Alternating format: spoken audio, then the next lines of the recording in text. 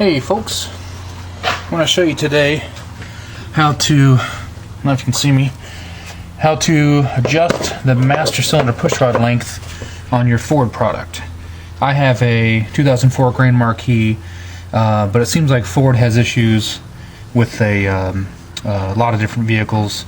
Maybe you got an F-150 with like a low brake pedal, Crown Victoria, probably I've heard a lot of stories of Fords just having really low pedals and no one can ever figure out how to fix them. So I want to show you how. This is the master cylinder, this is the brake booster. The brake booster hooks onto your brake pedal with a pivot and a pin and some other stuff. There's an adjustable push rod, which I'll show you in a few moments, between the booster and the master cylinder. And if that push rod is adjusted, too long would be an issue because your brakes would always be applying a little bit. Too short is an issue because you're going to have a low pedal. And there's probably some form of tool to help adjust the length of it, but I'm more of a seat of the pants kind of guy. Adjust it, take it for a test drive, adjust it again, and that's what I've done. I bought this car about a year ago, and it had a low pedal, and I've just been trying to adjust it here and there to see what I can do. So I finally did some other work on the car, and today I've adjusted it once. I'm going to take it out just a little tiny bit more. So now that I've bored you with a whole minute of drivel, there's two nuts that hold it to the brake booster. Best thing you can do is use a like a 3/8 ratchet, short extension, and a 9/16. A good medium size socket will work. Short will not grab the stud or the nut because the stud hangs out about a 1/2 inch. A long one works okay, but on this side there's a little bleeder or like a little like a plug, and it might hit it. But I don't know. First things first. So just whatever tool you're comfortable with, use. Remove the level sensor from the brake master, and I'm already having trouble with that, so bear with me here. There we go. Tuck it out of the way. Next, move whatever wiring you have to out of the way. Now these are self-locking nuts. You hear mine are squeaking a little bit. I've had them off a couple, 3 times since I've owned this car. And there's a little bit of rust on the nuts and the studs, so you might have to really turn this thing. Best thing to do is maybe a day or two before you hit it, or before you adjust it, hit it with some penetrant, and that'll help these nuts come off real easy. And don't drop your nuts because that would be bad.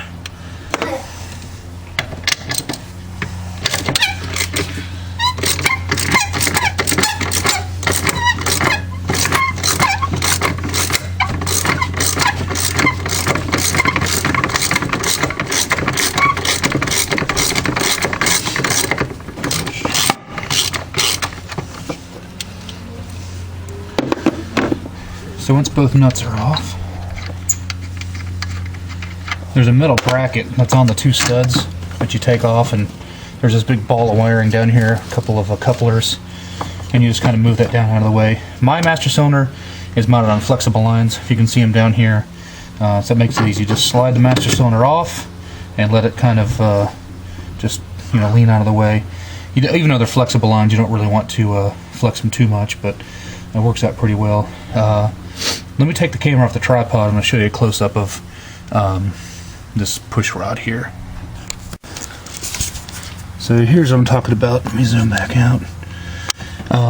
Here's the master cylinder. A little bit of rust on the end of the studs here. You can see that they're clean up inside. A little bit of rust on the outside of this, which is no huge deal. If the rust is really, really bad, then I might replace the booster, but I guess this is kind of okay. Here's the flexible lines. Here's the master cylinder. This is that little bleeder thing I was talking about. That's why I like to use a shorter socket. I don't know. I guess a longer socket might get in there, but just use whatever works. You can see the back side of the master cylinder board. Nothing really special there. Just the piston, the first piston. Anyway, what we're going to be adjusting is we're going to have to hold this spline with the pliers and then turn this out. There's like probably some kind of self-locking mechanism or something on these threads. I doubt they use adhesive. It's probably just like 1 or 2 threads have a little bend in them or something. So we're going to hold this with a plier and turn this. It's not very tight. This will be about a 7mm socket, which I think I have. Yeah, it should be a 7. Now if you hook up and just begin to turn it, it's just going to turn the whole thing, which isn't going to work. So let me get a pair of pliers and I'll see if I can't turn this. Sorry for the crappy camera angle, but I can't really set the camera down and do this. I'm off the tripod right now. So hold the outer splines and then ratchet back about, I'm going to go, that was about a 1/4 turn. That was another about, 1/8 of a turn. I'm going to take it out just a little tiny bit. Now, like I said, I've already adjusted this once today. You don't want to go too far. If you make it so that push rod is too long, your brakes are going to be dragging, which is going to be an issue. I would recommend, once you knock the rust off these studs, and you've had the master cylinder on and off a couple times, it's going to get real easy to do. You could almost bring a 7mm socket and ratchet, and then your 9/16 socket and ratchet on a test drive. Pull over somewhere safe.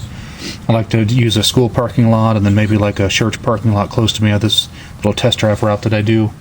So take it for a spin, pull over, adjust it real quick, take it for another spin, adjust it, and you'll know once you get it right. Anyway,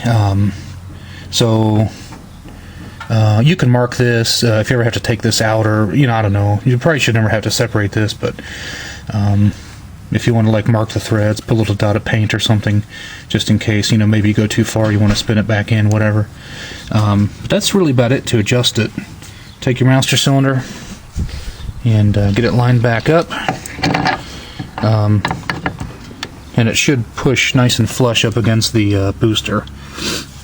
If you've got a big gap in here like this, then you know that you've made the push rod too long. You should always be able to push it by hand up like that.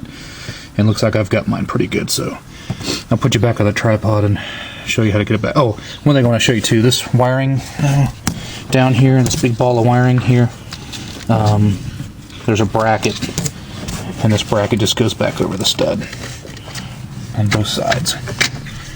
And then you just put your nut back on.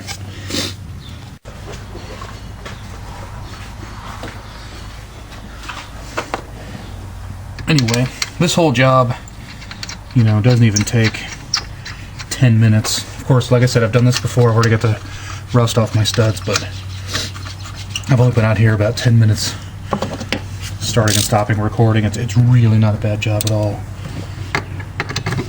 Always hand start the nuts on the studs.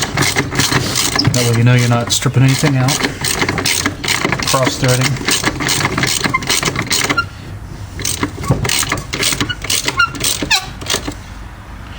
Probably is a torque spec for this. I'm not sure what it is. I'm just using my my knowledge, my estimated torque. Educated guess, I guess is what I mean.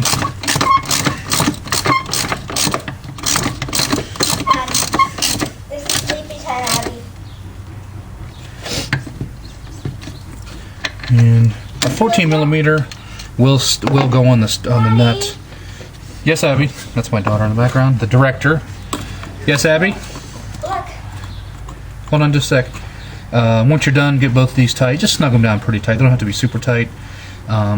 You probably won't have to tighten them down as much as when you took them off, because you'll have rust and some other stuff. Clip on your level sensor. Anyway, that's pretty much it. Don't adjust the push rod unless you know that the rest of your braking system is in good shape. If you have brake pads that are thin, if you have bad hoses, if you have any other issues with your brakes, this is going to hide that, and you don't want to do that. So always be sure the rest of your brakes are in good shape before you do this as a last resort. But I think once you do this, you'll have pretty good results. So have fun with it, okay? Thanks, y'all.